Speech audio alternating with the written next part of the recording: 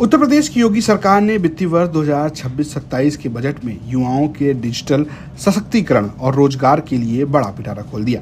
Budget भाषण के दौरान वित्त मंत्री सुरेश खन्ना ने युवाओं को आधुनिक तकनीक से जोड़ने के लिए 40 लाख नए टैबलेट और स्मार्टफोन बांटने का बड़ा लक्ष्य निर्धारित किया। इसके साथ ही स्वरोजगार और सरकारी नौकरियों को लेकर भी कई महत्वपूर्ण आंकड़े पेश किए गए।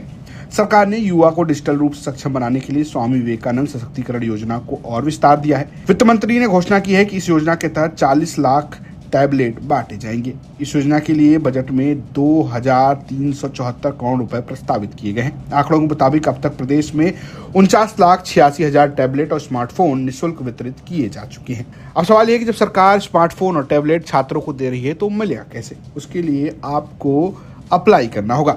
ये टैबलेट या स्मार्टफोन स्वामी विवेकानंद सशक्तिकरण योजना के तहत मिलता है। छात्रों को कॉलेज या यूनिवर्सिटी पर ही पंजीकरण कराना होता है। संस्थान पात्र छात्रों का डेटा डिजी शक्ति पोर्टल पर अपलोड करती है। यहाँ पर पीजी, यूजी, डिप्लोमा, कौशल विकास और अन्य जो तकनीकी की शिक्षा है उसके अंतिम वर्ष के छात्रों को मिलता है, लेकिन ये प्राथमिकता के आधार पर दिया जाता है। विभाग डाटा का वेरिफिकेशन करने के बाद लास्ट फाइनल लिस्ट देता है।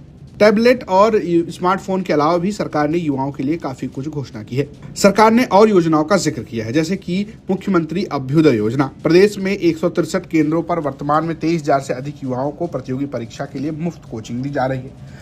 मुख्यमंत्री फेलोशिप प्रोग्राम के तहत नीति निर्माण में युवाओं की भागीदारी के लिए 108 आकांक्षात्मक विकास खंडों में यह कार्यक्रम संचालित है। वहीं कौशल विकास के तहत पिछले 5 वर्षों में 9,25,000 युवाओं को प्रशिक्षित किया गया है, जिनमें 4,22,000 को कंपनियों में नौकरी भी मिली है। मंगल दल के जरिए 90,000 मंगल दलों को खेल सामग्री भी उपलब्ध कराई गई है। इसके अलावा मेरठ, कानपुर के लिए नई योजनाओं और अयोध्या के लिए 100 करोड़ रुपए प्रस्तावना की भी खूब चर्चा हो रही है। फिलहाल अगर आपको भी टैबलेट मिल रहा है तो आप हमें कमेंट बॉक्स पे जरूर बताएं। ब्यूरो रिपोर्ट यूपी तक।